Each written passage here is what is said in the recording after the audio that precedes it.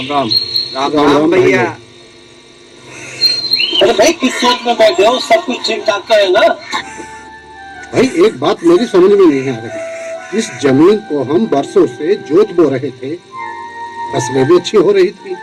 जब कभी हम उसमें रासायनिक खाद डालते थे तो पैदावार भी अच्छी होती थी। जब कभी उसकी पैदावार कम हुई तो हमने रासायनिक खाद की मात्रा बढ़ा दी।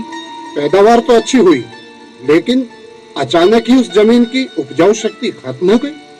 हमने उसमें खूब रासायनिक खाद डाले, तरह तरह के खाद डाले, लेकिन उसकी उपजाऊ शक्ति नहीं लौटी और वो जमीन कई वर्षों तक यूं ही बंजर पड़ी रही।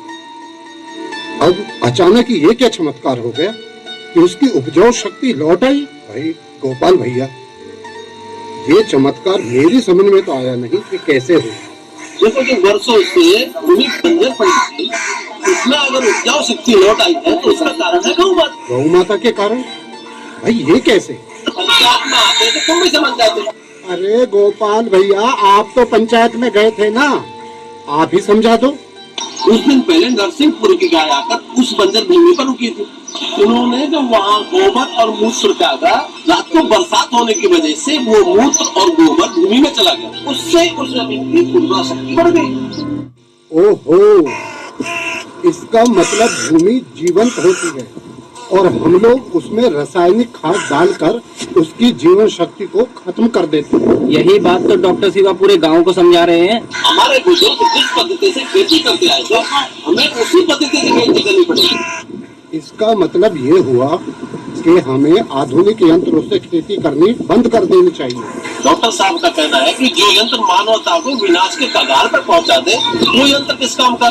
हमें बैलों द्वारा ऐसे आधुनिक यंत्रों का उपयोग करना चाहिए जिससे हमारा काम भी जल्दी हो जाए और वातावरण भी अनुकूल बना रहे। हमारे देश में ज्यादातर छोटे किसान हैं।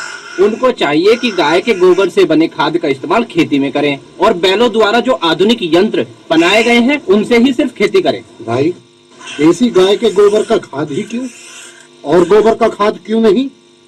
औरों का भी कर सकते हैं, लेकिन जो गुण हमारी देसी गाय के मूत्र और गोबर से बने हुए खाद में है, वो दुनिया के किसी भी पशु के गोबर के खाद में नहीं है। इसलिए हमें ज्यादा से ज्यादा देसी गाय के गोबर और मूत्र से बने हुए खाद का प्रयोग करना चाहिए। आज हमारे किसान भाई अज्ञानतावश विदेशी कंपनियों के प्रचार प्रसार को देख के अलग अलग रासायनिक खाद और कीटनाशक दवाइयों का प्रयोग करके हमारी जमीन को बिल्कुल बंजर बना चुके हैं, जबकि काफी देश ये जान चुके हैं कि प्राकृतिक रूप से की गई खेती ही सर्वोत्तम खेती है, यानी कि जैविक खेती ही सर्वोत्तम खेती है। और हाँ, मैंने नेट पे ये भी पढ़ा है, American journal of industrial medicine की रिपोर्ट के अनुसार रासायनिक खाद के 2500 फीट के दायरे में जो लोग रहते हैं उनको ब्रेन कैंसर और बच्चों को यूकोमेनिया यानी कि ब्लड कैंसर की संभावना 6 गुना ज्यादा बढ़ जाती है।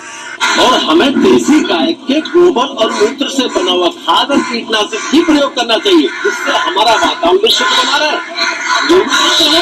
आप ठीक कह रहे हो गोपाल भैया। एक बार मैं पंजाब के गांव गया था, वहाँ हर घर में कैंसर का मरीज। पहले तो मैंने ये सोचा कि भगवान ने इन्हें किन कर्मों की सजा दी है, लेकिन अब मेरी समझ में आया कि वो भगवान की दी हुई सजा नहीं थी, उनके अपने उन कर्मों की सजा थी जो वो रासायनिक खाद खेतों में डालते थे। उसी की वजह से ये सब हो रहा था, समझो भैया। अच्छा, अब तो मेरे भी पल्ले पड़ गई। सही बात पल्ले पड़ी आज हरिराम के।